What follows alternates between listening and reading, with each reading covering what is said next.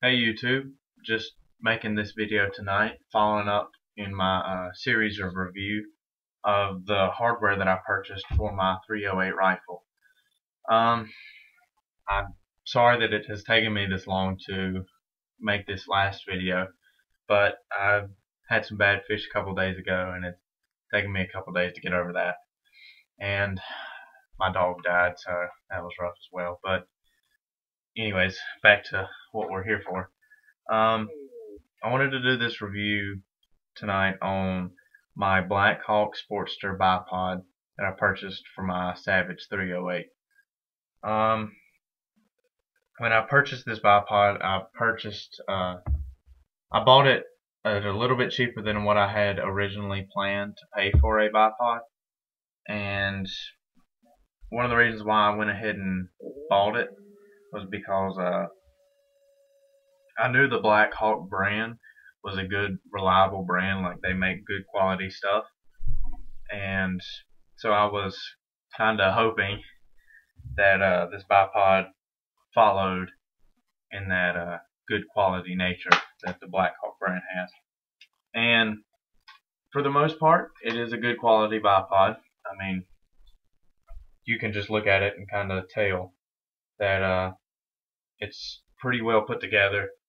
It's kind of rugged feeling, but I come to realize that this bipod was not designed for a higher caliber round. What I mean by that is it would be perfect for a 22 or a 17 HMR or something around that size rifle. Just something small to kind of plink around with, maybe do some small game like varmint hunting with, but nothing big like a 308 or 270 or a rifle of that caliber. The reason why I say this is because the way this bipod works, it has several moving parts on it. The legs fold, which standard on all bipods. This one pivots in the cradle here. This cradle here, the rifle will pivot from side to side and sway, and then the legs extend from 6 inches down to 9 inches. And that's basically all the movement that you're going to have out of this bipod. Now, when I first put it on and I was just kind of testing it, see how it would fit, like just feel comfortable and whatnot, it was all working great. I tightened up the pivot so it was dead on, and it was working great. Me and World War II Jack got out to shoot, and on the same day that I tested those NATO rounds, and we shot about 10 to 15 rounds, and I noticed that it started to sway in this harness right here, in the harness, like it was as if the pivot adjuster had started to loosen. But when I checked it, it was still as tight as I had originally had it tightened to. And so I just tightened it as much as I could, kept shooting, and it just still kind of pivoted a little bit in the harness.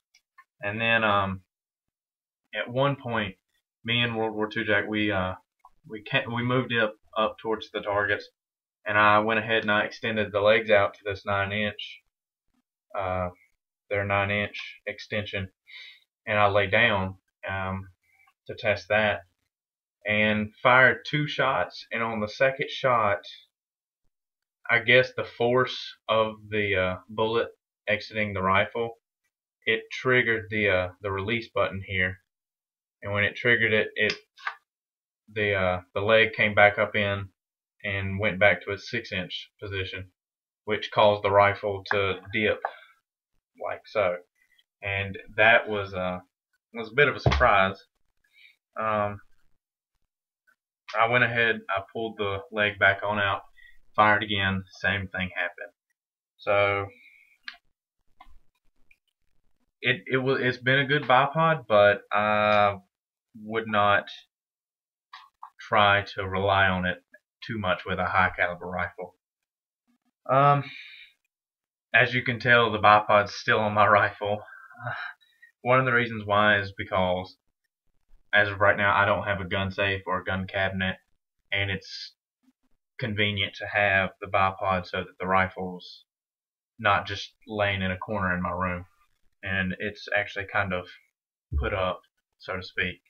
That and it's all I have for now. And when it is shortened up into the 6-inch position, it does a well enough job. I mean, it's not, like I said, it'll pivot a little bit in the harness, but it's not too bad of a pivot where I have to take the bipod off.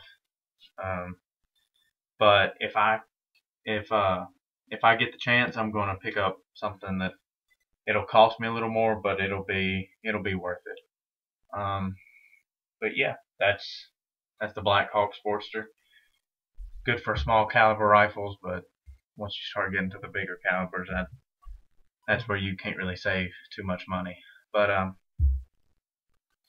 appreciate you guys watching this video.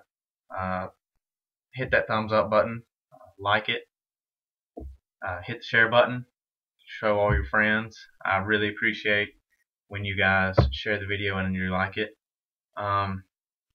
Leave a comment about what you thought about this video.